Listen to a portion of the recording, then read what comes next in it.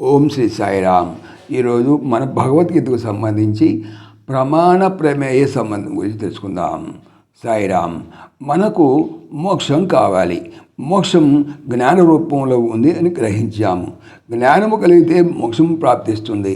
జ్ఞానమును శాస్త్రం అందిస్తుంది. ఇదే ప్రమాణ ప్రమేయ సంబంధము. ఆత్మ ప్రమేయము, శాస్త్రము ప్రమాణము. ప్రమాణమైనటువంటి శాస్త్రం ద్వారా ప్రమేయమైనటువంటి ఆత్మకు సంబంధించిన జ్ఞానం కలుగుతుంది. దీనిని ప్రతిపాద్య సంబంధం అని కూడా అంటారు. ఆత్మ ప్రతిపాదింపబడుతుంది కనుక ఆత్మ ప్రతిపాద్యము. శాస్త్రం ప్రతిపాదించి తెలియజేస్తుంది కనుక శాస్త్రం ప్రతిపాదకం. నీవే ఆత్మవు, నీవు ఆత్మవని నీకు అర్థమయ్యేలా చేస్తుంది శాస్త్రము. ఇదే ప్రమాణ వైభవము. రజ్జు జ్ఞానము కలిగినటువంటి తరువాత సర్పభ్రాంతి ఎలా లేదో అలాగే ఆత్మజ్ఞానము కలిగిన తర్వాత అజ్ఞానము, అజ్ఞానజనిత సంసారము అదృశ్యమవుతున్నాయి. అవిద్యా నివృత్తియే విద్య యొక్క ప్రయోజనం. అజ్ఞాన నివృత్తియే జ్ఞానం యొక్క ఫలం. బ్రహ్మ విద్యాయా అవిద్యా నివృత్తి తతస్య ఆత్యంతిక సంసార అభావః. ఆత్మజ్ఞానము లేదా బ్రహ్మజ్ఞానము అవిద్యను అంతం చేస్తుంది, సమూలంగా సంసారాన్ని నశింపజేస్తుంది. జ్ఞానం అనేది బుద్ధి నుండి బుద్ధికి అందుతుంది కనుక శ్రోత్రియ బ్రహ్మనిష్ఠుడైనటువంటి గురువు జ్ఞానజ్యోతి అనేటువంటి మన హృదయంలో జ్ఞానదీపాన్ని వెలిగిస్తాడు. అది ఆత్మజ్ఞాన జ్యోతి.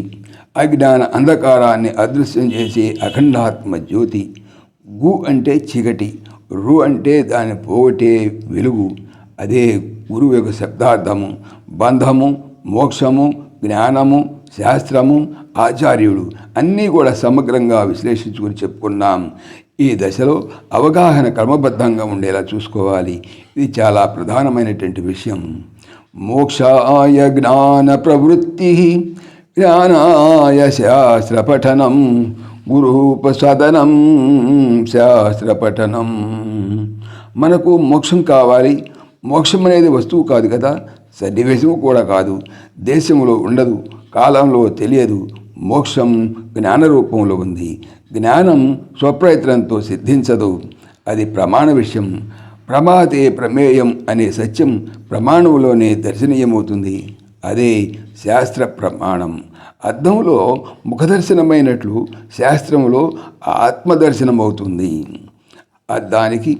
అద్దానికి అభిముఖంగా వెళ్ళటం అద్దాన్ని దర్శించడానికి కాదు, మన ముఖాన్ని దర్శించడానికి. శాస్త్ర దర్పణాన్ని దర్శించడం కూడా కేవలం శాస్త్ర పఠనానికి కాదు, స్వాత్మ దర్శనానికి.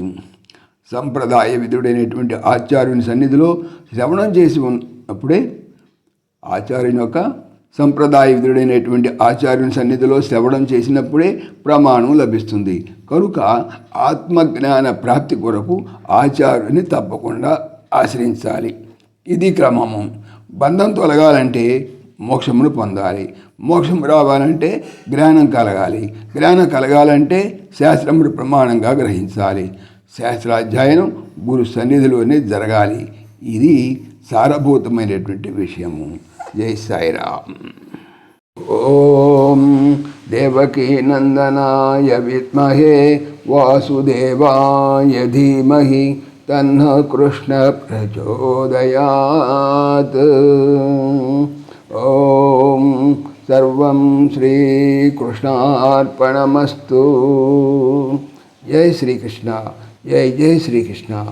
ఆత్మీయులకు మనవి, శ్రీకృష్ణ పరమాత్మ ఈ ఛానల్తో పాటుగా అనంత మహిమల శ్రీ సత్యసాయి అనేటువంటి మరొక యూట్యూబ్ ఛానల్ చేయిస్తున్నారు. దీనికి సంబంధించిన లింకు డిస్క్రిప్షన్లో చూడవచ్చు.